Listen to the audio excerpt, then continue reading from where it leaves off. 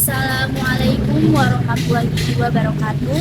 Saya Dina Rosmayanti dari Prodi Pendidikan Fisika kelas B. Di sini saya akan menyampaikan tentang sejarah berdirinya Masjid Salman yang ada di Institut Teknologi Bandung. Di tengah kesibukan perkuliahan dan aktivitas kampus, berdirilah sebuah masjid yang menyimpan jejak perubahan besar di Institut Teknologi Bandung.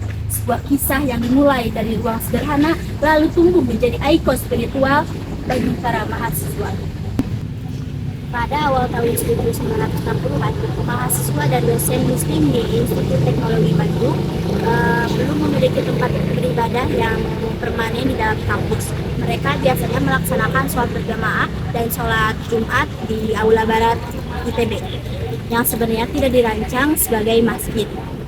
Kondisi ini menimbulkan kebutuhan akan rumah beribadah yang layak dan mampu menampung kegiatan keagamaan mahasiswa.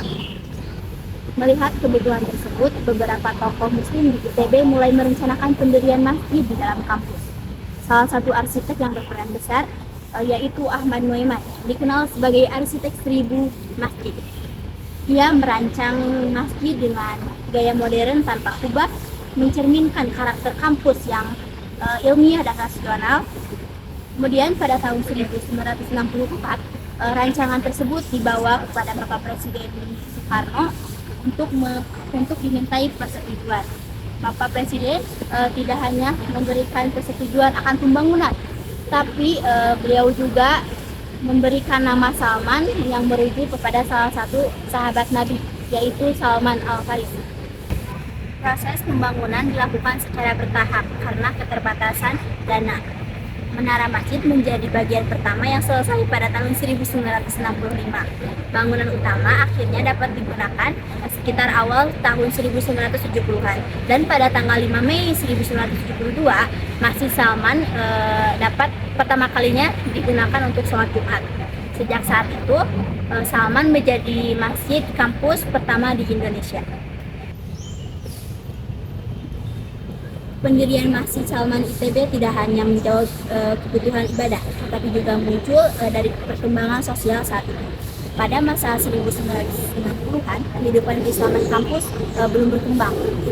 Identitas religius mahasiswa sering dipandang asing di lingkungan akademik. Kehadiran Salman kemudian menjadi pusat kegiatan intelektual, spiritual, dan sosial bagi mahasiswa muslim, sekaligus simbol bangkitnya kesadaran keagamaan di kalangan pemuda dunia. Masjid Salman pun berkembang menjadi pusat pembinaan mahasiswa serta wadah lahirnya berbagai gerakan dan kegiatan keislaman. Dari sinilah terlihat bahwa pendirian masjid ini bukan sekedar membangun fisik, tetapi juga bagian penting dari dinamika peradaban Islam di Indonesia, khususnya dalam lingkungan kampus modern. Mungkin itu saja yang bisa saya jelaskan mengenai sejarah berdirinya Masjid Salman yang ada di Institut Teknologi Bandung. Terima kasih.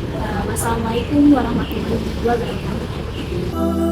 قلبي المتيم كلما صلى عليك وسلم ذاق السعادة مغرما يا سيدي